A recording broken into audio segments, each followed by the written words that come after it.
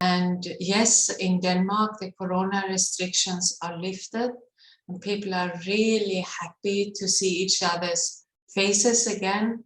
So people smile to each other in the supermarkets and on the train, and it's like a celebration in society. But having said that, of course, the people are very careful, some are anxious, and there is uncertainty in society because we don't know if another wave will come and we don't know what's happening with our neighboring countries, etc. But this uncertainty is not only about corona. We have many other things that creates uncertainty and unpredictability. For example, the weather and climate change is now very unpredictable with sudden floods around the world. They call them flash floods.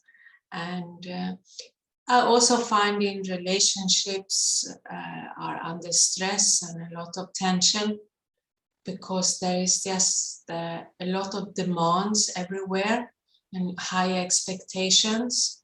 So it is sensitive times, sensitive people. A Buddhist saying about chaos.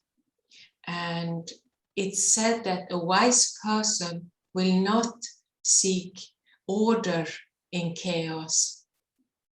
And that saying intrigued me because I have a tendency to try and seek order in chaos, or I've had at least. And you know, I'm a person who would do Excel sheets and word tables in order what everyone should do at any given time, etc. But here it was said we should not seek order in chaos. And then I understood that chaos and unpredictability, uncertainty is asking you to find peace in yourself, to find an anchor inside, and to learn to live in the moment. And of course, for myself personally, meditation is the best practice I have in order to anchor myself inside in peace and love. And from this anchor, I can deal with things on the outside more easily. And meditation is also good to learn to live in the now. But there are also some practical steps one can take. And I thought I'll share those practical steps with all of you because we often get advice on meditation and change of attitude. But equally, practical things can also help. And the first thing was to invest in a good relationship with yourself and not to have too high expectations on yourself, because too high expectations on me will make me vulnerable. And when there is chaos and uncertainty, it's a good thing to feel strong with myself and not vulnerable. So take it easy with yourself. And that is what meditation teaches us, to sort of be happy with who I am at the moment. And then more on the more practical side, it would be to invest in good health.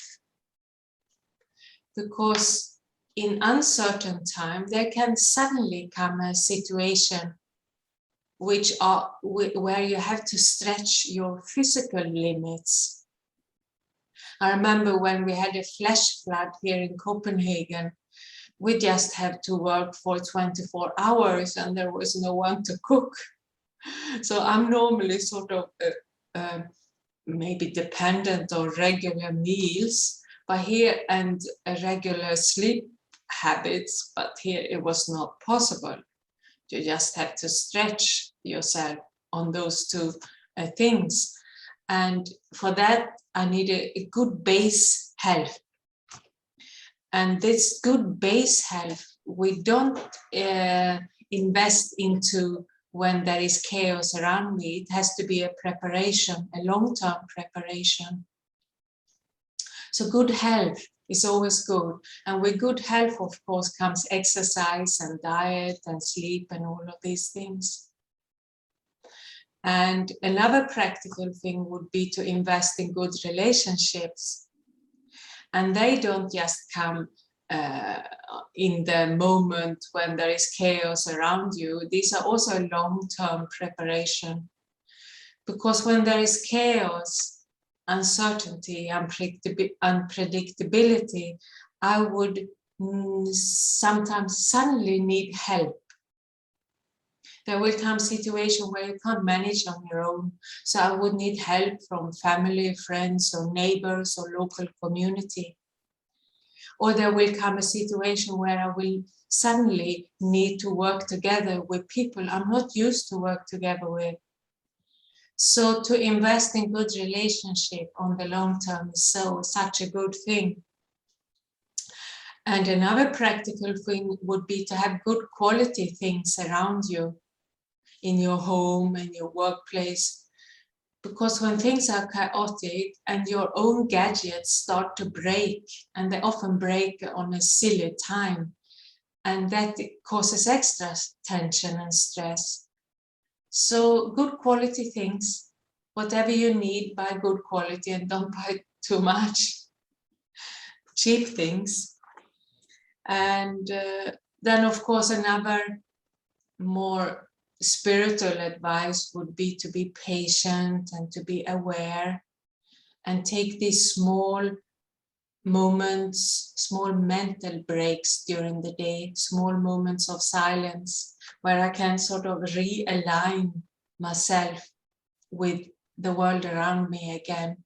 Because I might have a plan in the morning, I'm going to do this, this, and that. And after 2 hours, that plan is not valid anymore. I have to redo the whole plan.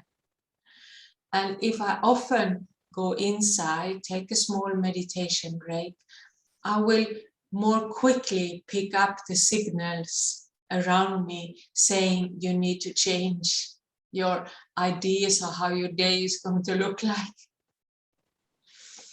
And in that practice, I've learned here during the pandemic not to predict anything. I sort of stopped predicting anything like in the near future or in the far future, because I found that many of my predictions, they were not valid. They didn't come true.